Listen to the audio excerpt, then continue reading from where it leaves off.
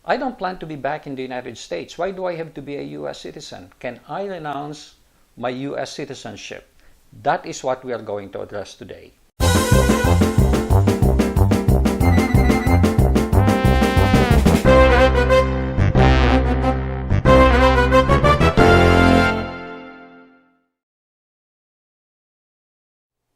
Hello, good morning. Magandang umaga po. Before we begin, thank you so much to all the subscribers who helped me reach my current subscription level. And if you have not subscribed yet, I will ask you to do so now. And please don't forget to hit the notification bell so you will be notified timely of all future videos. Also, please share this video to your friends who may find this video interesting and helpful. By the way, I will appreciate your comments down below as well. Now let's move on. One of the common questions being asked by viewers is, do I need to be a US citizen? Why not just be a Filipino citizen? Or they say, why can I not just be an American citizen later if, let's say, I wanted to get involved in politics? I had a dual, and as you may probably know, if you want to get into politics, you may have to renounce your US citizenship and so forth and so on. It has something to do with renunciation of citizenship. I'm going to talk later about the Philippine citizenship and why you need to renounce it when you want to get into politics in the Philippines. But the other question is, I don't plan to be back in the United States. Why do I have to be a US citizen? Can I renounce my US citizenship? That is what we are going to address today. So stay with me, and I'm going to go through a PowerPoint presentation that will explain to you the benefits, the detriments, what you have to watch out for in renouncing US citizenship. Yes, you can do it, but you have to watch out, okay? So here goes. The main reason for renouncing US citizenship is to take advantage of lower tax burdens overseas and significantly easier compliance burden on businesses. The secondary reason is that the growing unease with the US politics might also be contributing to a record number of Americans who are renouncing their citizenship and surrendering their passports. Can it be done? Yes, by appearing at a diplomatic or consular office abroad to express a desire to renounce citizenship. You cannot renounce citizenship while you are still in the US. You have to be abroad. Can it be undone? No. Expatriation is permanent and irrevocable. Can I expatriate and remain in the US? No. You must expatriate while abroad. After you lose your US citizenship, you would need to apply as any other foreign national would for entry back to the US. Can I keep my assets in the US? Yes. Can I keep my Social Security benefits? Yes, you can keep your Social Security benefits and have access to Medicare if you come to the US for medical care. But why would you do that? The reason you are renouncing citizenship is you don't even want to be involved with the US. Besides, how could you come back in unless you have a special visa or some kind of a visa, whether it's tourist or something else, for you to be able to access this? But technically or theoretically, you do have access to Medicare, but for practical purposes, you probably should discontinue it. Do I need to have another nationality before I expatriate? While that is not a requirement, it is highly recommended that you have another nationality that would allow you to legally reside in your new home country and to travel, just like dual citizenship, for example, in the Philippines. If you don't have another citizenship, you may wind up as a person with no country. How many US citizens are expatriating? Well, in 2016, for example, nearly 5,409 people expatriated, and the trend continues to accelerate. Are there tax consequences in giving up citizenship? Oh, yes. Under current provisions established by the 2008 Heroes Earnings Assistance and Relief Tax Act, 3 new taxes potentially apply to those who expatriate. Deemed disposition tax, we'll talk about that, new gift taxes, estate and inheritances. After expatriation, you will be treated, with some exception, as a non-resident alien. Now let's talk about deemed disposition tax. The value of property owned by the taxpayer on worldwide basis is assumed to be sold on the day prior to expatriation, and capital gains taxes paid on the putative income.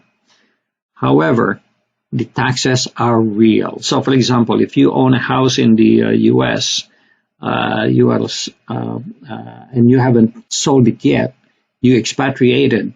After you sell it, you have capital gains that will be taxed. Usually, if you're a citizen, you will be taxed at the time it is sold. However, if you expatriate and you're no longer a U.S. citizen, for the expatriation to be approved, they will look at your house and say, okay, let's assume that is sold today. There will be an appraisal, I guess, and whatever is the gain on that, even though you still own it, you will have to pay tax on.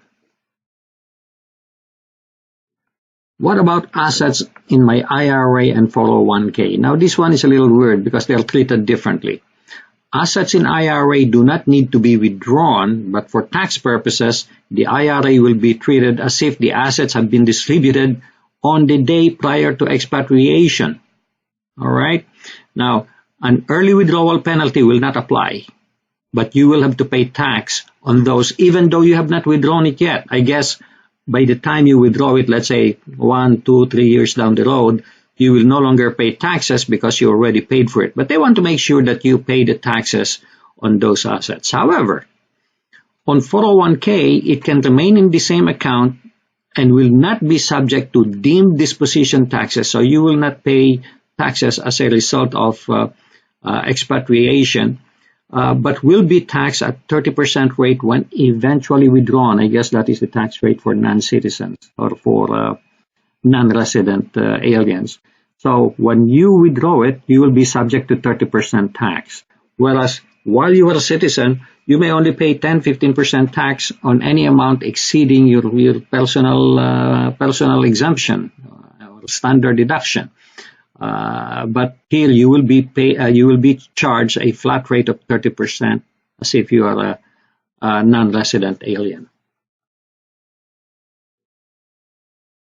What are the new gift, state, and inheritance taxes that covered expatriates? First, gift or state taxes are to be paid by the donor or state on any amount so transferred above exemption amounts of $14,000 for gifts and $60,000 for estates. Compared to a U.S. person who can take advantage of $5.45 million exemption per person in 2016. This number changes. So as of 2016, it was 5.45. So if you are a U.S. person, you don't have to pay any taxes. But if you're no longer a person, by the time you gift or in the case of state, if it's subject to state tax, you will get taxed on anything above the exemption, which is $14,000 for gifts and $60,000 for state. So that's a big one. Are there any advantages to being treated as a non-resident alien? Yes, there is. Some advantages include the fact that non-resident aliens pay no capital gains tax on the sale of securities, do not pay tax on interest payments, and often pay low taxes on dividend when treaty rates are available. Do non-resident aliens pay U.S. estate taxes? Yes, taxable estates consisting only of only U.S. assets over $60,000 are subject to regular U.S. estate taxes. That is the $60,000 that we're talking about here. Okay. Now, for you to expatriate, you have to do some planning. So you have to plan for expatriation several years beforehand. Choose your new home jurisdiction carefully and keep in mind that new home country may have their own taxes too. Avoid being classified as a covered expatriate by the U.S. tax authorities. There are several ways to plan for this, including gifting, setting up trust, playing around with valuation, etc. So before you expatriate, you may want to do certain things. Gift all assets up to $5.45 million per person in order to take advantage of the exclusion amount that will disappear upon expatriation, lower your U.S. taxable estate, and possibly help you avoid being considered a covered expatriate in the first place. Consider the pros and cons of actually selling U.S. assets and removing to a foreign jurisdiction. Transfer IRA balances to a 401k if allowed, since 401k is not subject to deemed disposition rules. Sell your principal residence if you qualify for the homestead exemption, $250,000 if single and $500,000 if filing married, if married and filing a joint return, since it is not clear that you will be able to take advantage of this provision after you expatriate. Consider purchasing U.S. life insurance if you will need it, since purchasing life insurance abroad may be more expensive. Be prepared to pay the fee to renounce U.S. citizenship, which is $2,350, and be prepared to wait 5 months or more for it to get approved. Carefully draft new estate planning documents both in the U.S. and abroad.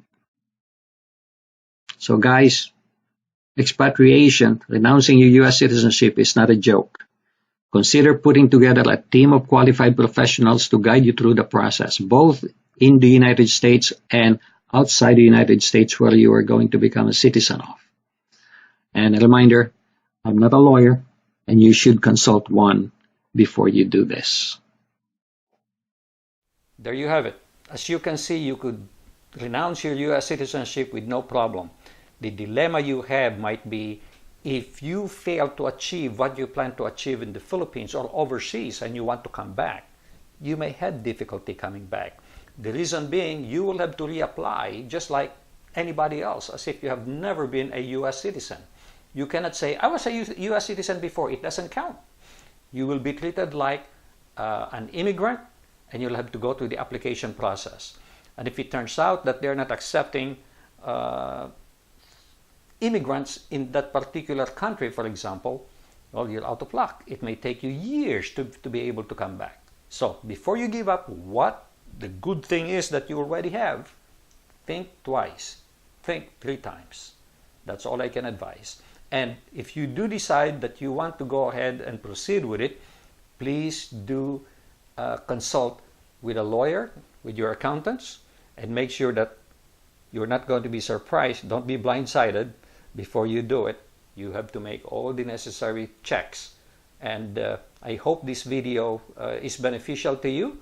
If you have any questions, feel free to ask the question at the comment section down below, and I'll be more than happy to answer anything that I can. I appreciate your liking, sharing, and subscribing to my channel. Thank you.